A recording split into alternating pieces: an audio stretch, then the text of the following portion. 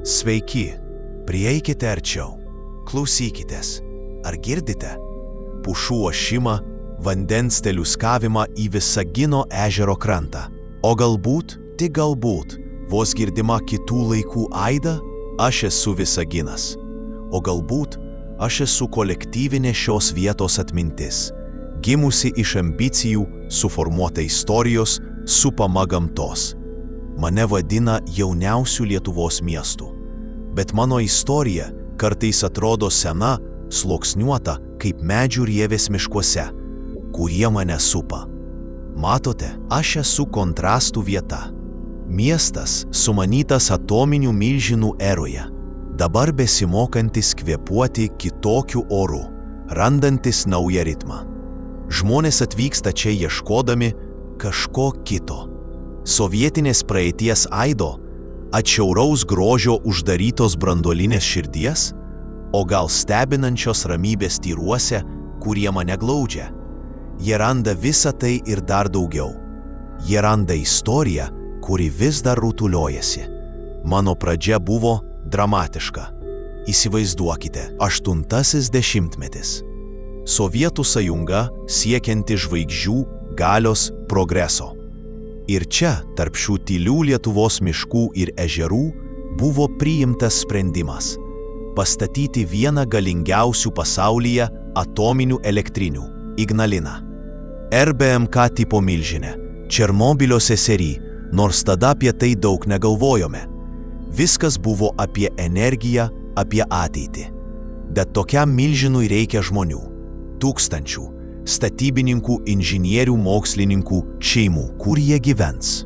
Juk negalėjai jų tiesiog pakviesti į mišką. Taigi, jie pastatė mane. 1905 metų buvo pakloti pirmieji pamatai. Ne ant senų akmenų, ne. Tai buvo investicijos plyname lauke svajonė. Jie iškirto mišką, net iškėlė mažus kaimus.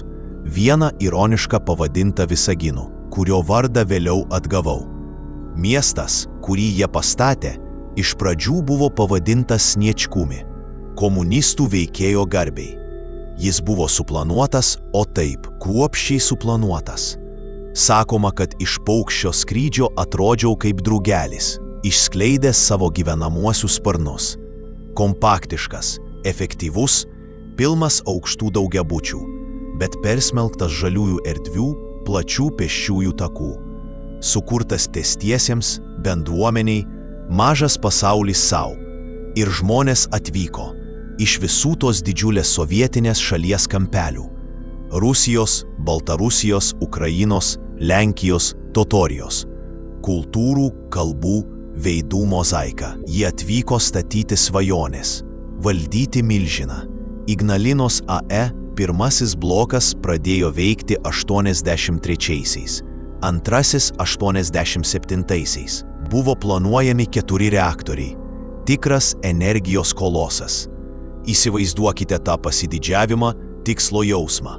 Iš miestas pulsavo unikalia energija. Ne tik branduolinė. Rusų kalba tapo bendra kalba, gyja audžiančia šį įvairialypį audinį.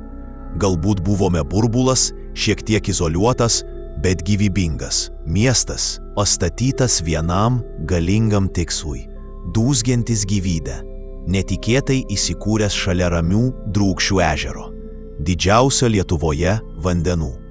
Gyvenimas turėjo struktūrą, ritmą, kurį diktavo pamainos elektrinėje, bet taip pat ir metų laikai, besikeičiantis aplinkiniuose miškuose. Ak, miškai, ežerai. Tai kita mano sielos pusė. Net elektrinės klestėjimo metais gamta niekada nebuvo toli. Ji buvo ne tik aplink mane, ji buvo mano dalis. Mane vadino miestų miške. Ir tai tiesa. Iš daugiabučių galima tiesiai išeiti į pušynus. Oras čia kvepia kitaip. Visagino ežeras yra čia pat, o netoliese daugybė kitų. Drūkšiai žinoma, didžiuliai ir gražūs. Gražutės regioninis parkas. Aukštaitijos nacionalinis parkas, žalumos ir mėlio šventovės, kupinos gyvybės. Žmonės plaukiojo, žvejojo, vaikščiojo pėsčiomis, rinko uogas ir grybus. Tai buvo ir tebėra atokvėpis. atsvara betonui ir atomui. Šis derinys, ši pramonės ir nepaliestos gamtos artuma visada buvo mano unikalumo dalis. Bet istorija, kaip įprasta, atvertė naują puslapį. Černobylio šešėlis 86-aisiais krito ilgai ir tamsiai, ne čia. Kilo klausimų dėl RBMK reaktorių, dėl saugumo. Tada atėjo Lietuvos nepriklausomybė, svajonė prisijungti prie Europos. O Europa turėjo sąlygų. Milžinas, mano širdis, Ignalina, buvo pripažinta per daug rizikinga. Buvo priimtas sprendimas – uždaryti. Pirmasis blokas nutilo 2004 metais, antrasis sekė 2009. Įsivaizduokite, miesto gyvybės šaltinis, pati jo egzistavimo priežastis išsijungė. Tai buvo reikšminga. Kai kuriems galbūt palengvėjimas, bet daugumai didelis netikrumas. Kas dabar? Kas mes buvome be elektrinės? Prasidėjo eksploatavimo nutraukimas. Ilgas, sudėtingas, tarptautinis procesas, kuris tęsiasi iki šiol. Lėtas, atsargus atominės svajonės išmontavimas, planuojamas baigti iki 2038 metų. Naujas darbas, naujas skyrius, bet kupinas besibaigiančios eros jausmo. Tai buvo pokyčių metas, metas vėl atsistoti ant kojų. Bet žinote, ežerai niekur nedingo. Miškai vis dar stovi aukšti ir žali. Unikali bendruomenės dvasia, sukurta toje bendroje praeityje, išliko. Ir tai galite pajusti, kai atvykstate šiandien. Čia tvyro tyli atsparumo dvasia, svetinga šiluma po paviršiumi. Jei galvojate patys patirti šį istorijos ir gamtos derinį, iš tikrųjų pajusti Visagino pulsą tokį, koks jis yra dabar, kviečiu jūs. Atvykite, pasivaikščiokite suplanuotomis gatvėmis, tyrinėkite paežerių takus, galbūt paplaukiokite valtimi ežere. O kai prireiks patogios vietos pailsėti, apmąstyti dieną, apsvarstykite galimybę apsistoti apartamentuose prie fontano.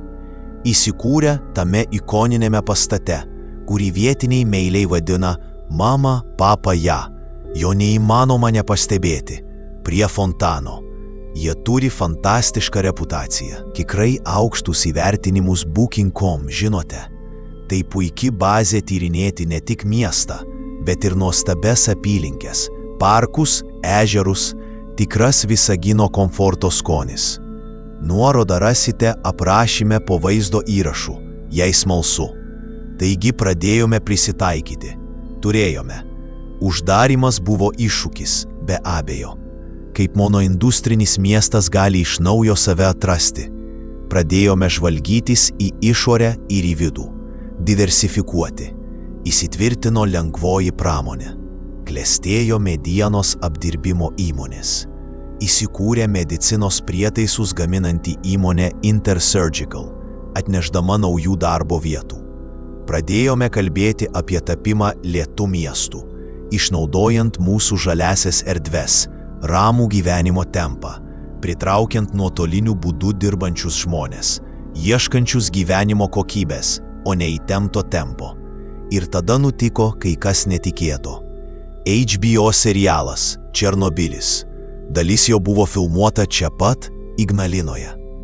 Staiga pasaulis prisiminė RBMK reaktorius, šią vietą.